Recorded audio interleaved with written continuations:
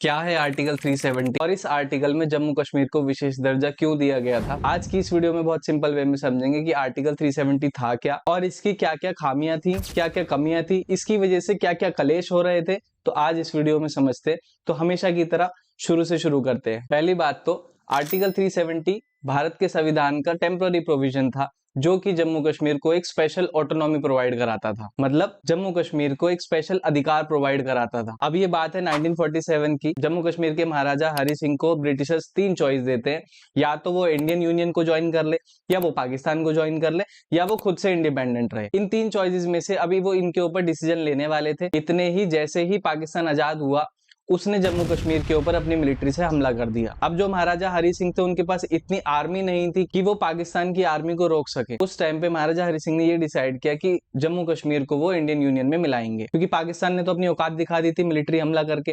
तो अब उनको ट्रस्ट हुआ कि हम तो भाई इंडिया के साथ ही जाएंगे। तब उन्होंने इंस्ट्रूमेंट ऑफ एक्सेशन को साइन किया, जिससे कि जम्मू कश्मीर हमारे इंडिया का इंटीग्रल पार्ट बन चुका था उस टाइम पे। चलो अब समझते हैं इस आर्टिकल 370 में क्या क्या प्रॉब्लम्स थी। तो पहली problem autonomy. Article 370 Jammu Kashmir को एक स्पेशल ऑटोनॉमी देता था, जिसमें कि जम्मू कश्मीर का अलग खुद का कॉन्स्टिट्यूशन था। अब ये अलग कॉन्स्टिट्यूशन एक देश में अनेक देश वाली फीलिंग देता था, क्योंकि भाई जब हमारे भारत का संविधान बना हुआ है तो ये तो पूरे भारत पे एप्लीकेबल है ना। तो जम्मू कश्मीर अपना अलग संविधान क्यों रखेगा। दूसरी बात, अगर पार्लियामेंट को जम्मू कश्मीर के लिए कोई कानून बनाना होता था तो पहले वो जेएनके की गवर्नमेंट से परमिशन लेते थे।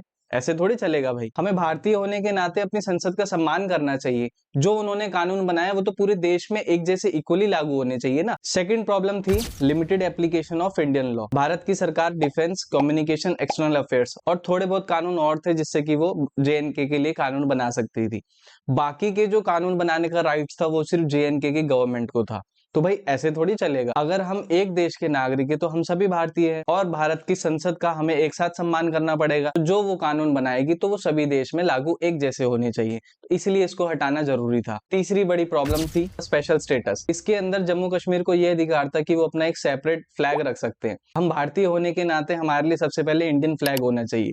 एक देश में दो झंडे, मतलब एक देश में दो देश वाली फीलिंग। तो इसीलिए भी आर्टिकल 370 को हटाना बहुत जरूरी था, क्योंकि पूरे भारत में हमारे भारत का झंडा ही सबसे आगे रहना चाहिए और किसी स्टेट को यह अधिकार नहीं है कि वो अपना फ्लैग रख सके। अगला सबसे बड़ा कारण आर्टिकल 35। पहली बात तो ये शुरुआत में हमारे संविधान का पार्ट था ही नहीं। इसको बाद में 1954 में प्रेसिडेंशियल ऑर्डर से हमारे संविधान में डाला गया था। इस आर्टिकल में जम्मू कश्मीर गवर्नमेंट के पास ये अधिकार था कि वो ये डिसाइड कर सके कि कौन व्यक्ति परमानेंट रेजिडेंट है, कौन नहीं है, और जो भी परमानेंट रेजिडेंट है जम्मू कश्मीर का उसको स्पेशल राइट्स और स्पेशल प्रिविलेजेस मिलते थे। अब इस आर्टिकल की वजह से हमारा आर्टिकल 14 मतलब राइट टू इक्वलिटी, समानता का अधिकार, वो जख्मी हो गया। क्यों अलग किसी स्टेट को स्पेशल स्टेटस दिया जाए। तो इसलिए जब हम भारत के नागरिक है तो हम सबको एक समान अधिकार है सभी चीज के लिए। कोई बात नहीं, हमारी करंट गवर्नमेंट ने भी आर्टिकल 370 को ये बात बोल दी, पहली फुर्सत में निकल, कोई जरूरत नहीं तेरी, पहली फुर्सत में निकल। अब इस आर्टिकल को लेकर सबके अपने अपने ओपिनियन है। कोई इसके पक्ष में, कोई इसके विपक्ष में। जो पक्ष में वो ये कहते हैं कि ये जम्मू कश्मीर की यूनिकनेस के लिए इंपॉर्टेंट था। जो इसके विपक्ष में वो ये कहते हैं कि ये भारत की अखंडता के खिलाफ था।